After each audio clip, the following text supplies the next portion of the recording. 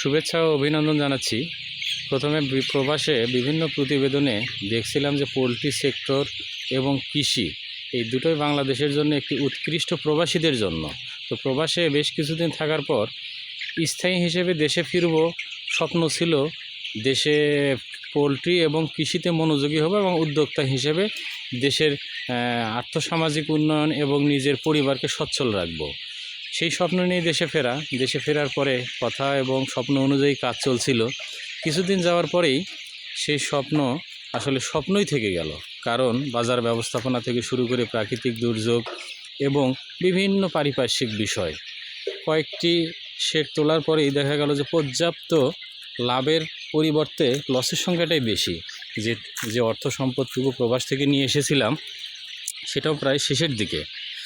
এমতো অবস্থায় বাধ্য হয়ে আবার দেশ ত্যাগে সিদ্ধান্ত নেওয়া হলো এবং কথা এবং কাজ অনুযায়ী তাই হচ্ছিল। এবং এই ফার্মটা আপাতত দেশীয় একজন উদ্যোক্তা, তাকে ভাড়ায় দিতে হলো।